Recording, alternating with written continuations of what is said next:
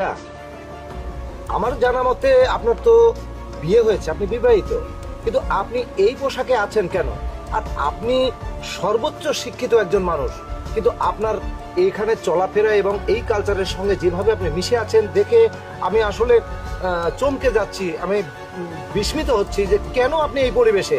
আর শুনুন, আপনি যখন বিসিএস ক্যাডারে হিসাবে নিয়োগ হন এখানে জুডিশিয়াল ম্যাজিস্ট্রেট হিসেবে, তারপর থেকে আপনাকে খুঁজেই পাওয়া যাচ্ছে না। বিভিন্নভাবে ফোন টোন করে কোনোভাবে কিছুই হচ্ছে না। আপনাকে বারবার মেসেজ দেওয়ার পরেও আপনার কোনো হদিসই পাওয়া যাচ্ছে না।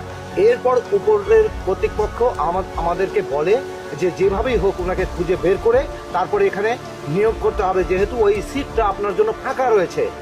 এই জন্য আমরা নিজে অফিসারকে নিয়ে আপনার এই বাসায় আসতে বাধ্য হলাম। স্যার, আমি গ্রামের একজন সাধারণ মেয়ে, সাধারণ জীবনযাপনই আমি পছন্দ করি। আর শাড়ি পরার কথা বলতেছেন, এটা তো বাঙালির কালচার, তাই না? তাই আমি এভাবে জীবনযাপন করতেই পছন্দ করি। আসলে শিক্ষাগত যোগ্যতা তো মানুষের গায়ে লেখা থাকে না, তাই না? তার আচার ব্যবহার চলাফেরা দেখে মানুষ বুঝতে পারে। আর আমি তো গ্রামের বধূ, আমি এভাবে থাকবো, কাজ করব, এটাই তো আমার স্বভাব, তাই না? আমার স্বামী মারা যাওয়ার পর থেকে আমি কিভাবে যে কষ্ট করে এত দূর আসছি তা। মা, তুই কান্না করিস না, মানুষ তো সারা জীবন বাঁচে না, তাই না? চুপ করুন আপনি, আপনি কোনো কথা বলবেন না। ছি মা, আপনি একজন মেয়ে মানুষ, আপনি কোথায় আমাকে আগলে রাখবেন যে আপনার ছেলে মারা গেছে, ছেলের বউটা অসহায়, তাকে বুকের মধ্যে করে রাখবেন, সেটা না করে আপনি আমাকে দিনের পর দিন নানান ধরনের বাজে কথা শুনিয়েছেন, আমার বিরুদ্ধে খারাপ মন্তব্য করেছেন, আমার উপর অত্যাচার করেছেন।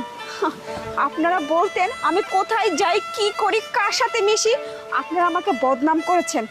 অথচ আমি বাহিরে যেতাম, স্কুল কলেজে পড়তাম, আমি কষ্ট করে আজকে এই পর্যায়ে এসেছি, নিজের পায়ে দাঁড়িয়েছি।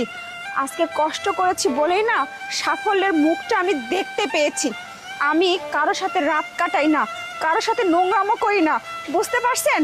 আমি কষ্ট করে নিজের জীবনটাকে গড়ার জন্য বাইরে যেতাম। আর এই যে শান্তা, তুমি নাকি আমাকে নিজের বোন বলে দাবি করো?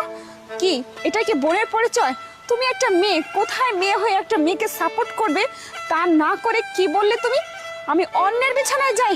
ছি, তুমি না মেয়ে জাতির কলঙ্ক। যে মেয়ে হয়ে মেয়ের পাশে থাকতে পারে না, সে কি ধরনের মেয়ে? শুনুন স্যার, আজকে আমি অনেক কষ্ট করে মাথার ঘাম পায়ে ফেলে আজকে আমি এই পর্যন্ত এসেছি। আপনারা বললেন না SMS এর কথা, এই যে আমার শাশুড়ি আর ননদ আমার ফোনটা না তাদের কাছে রেখে দিয়েছে, কেড়ে নিয়েছে আমার কাছ থেকে। তাদের সন্দেহ আমি নাকি